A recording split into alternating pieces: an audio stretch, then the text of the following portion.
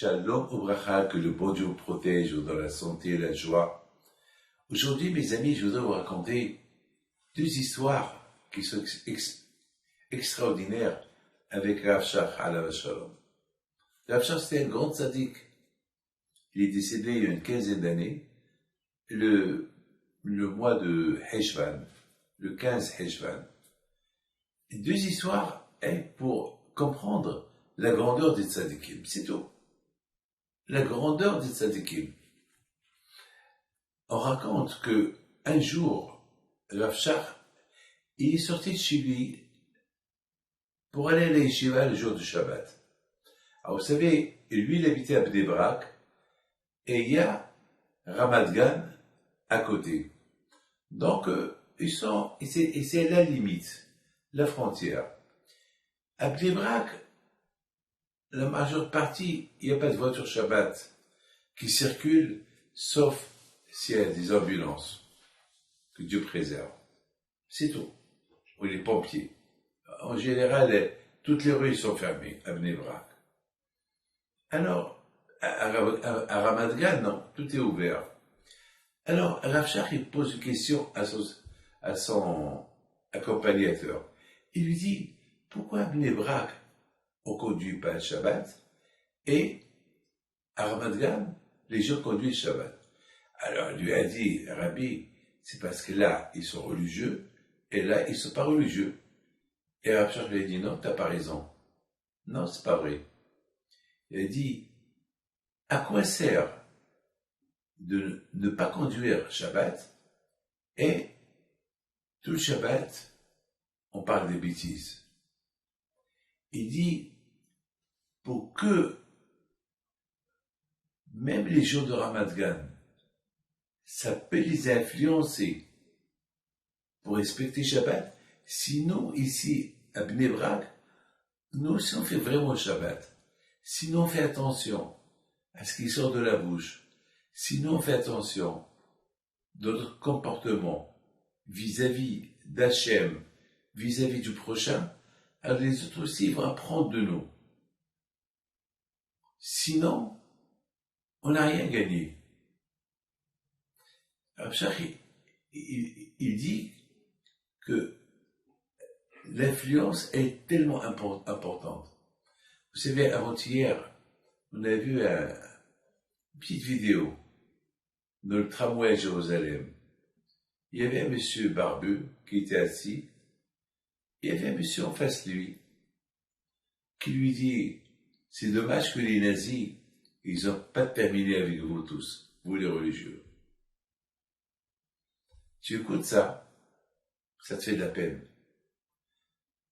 Cette phrase-là qui vient d'un non-juif à un juif, on la comprend. Mais d'un juif à un juif, on la comprend pas. Mais j'ai remarqué que le juif, il lui dit, répète ce que tu as dit, il est en train de le enregistrer.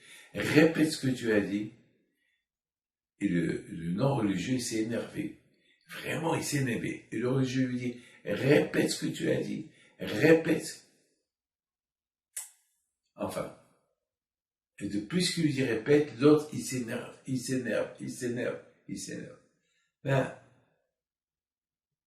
malheureusement, pour moi, bien sûr, cette phrase qu'il a dit, le non-religieux, c'est une phrase terrible.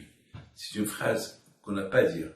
Mais de l'autre côté, le religieux, c'est pas la peine encore d'approfondir la fossé qu'il y a déjà entre le religieux et le non-religieux. C'est pas la peine de lui dire, répète ce que tu as dit. Et l'autre, il s'énerve, oh oui, répète ce que tu as dit. Répète ce que tu as dit.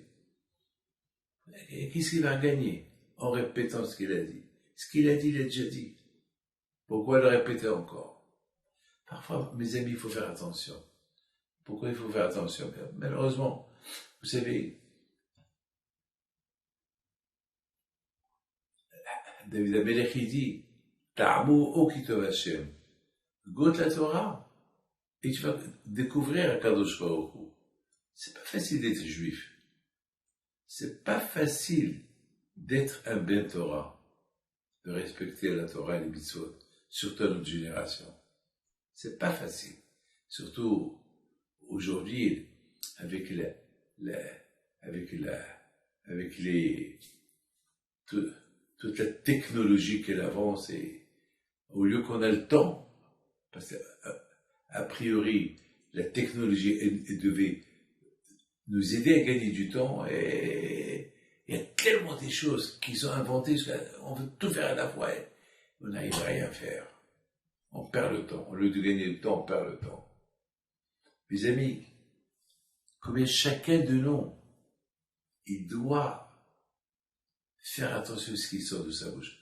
On peut être agressé tout le temps, pas des religieux, pas des non-religieux, pas des juifs, pas des non-juifs. Il faut savoir se taire. Moi, on m'a craché sur le visage à Paris. On m'a craché sur le visage. On m'a dit sale juif. J'étais accompagné avec 2-3 personnes. Ils ont voulu faire la guerre avec eux. Et je les ai arrêtés. J'ai dit, ça y est, il m'a craché sur le visage. C'est fini. Maintenant, il me reste d'aller me laver le visage. C'est tout. On va gagner quoi? Encore attirer le monde vers nous, attirer la police, attirer tout le monde. On va gagner quoi? Allez, c'est suffit. Ça y est. C'est. Ouais, on va pas se laisser faire. On va pas se laisser faire. Si c'est pas moi, il faut cracher sur un autre. Et l'autre, le pauvre, il n'a pas de garde-corps, il n'a rien du tout. C'est l'infini. Si on nous fait ça, c'est parce que il faut peut-être se renforcer dans notre judaïsme. Les amis, il faut qu'on soit un bon exemple. Un bon exemple. Ce groupe-là qui a craché sur moi, ils vont rentrer chez eux. Ils vont rigoler un peu, mais dans leur tête, ils savent qu'ils ont mal fait. C'est tout. Si on se dispute avec eux, le fossé va être encore plus large. Le bon Dieu protège, et vous dans la santé. Amen.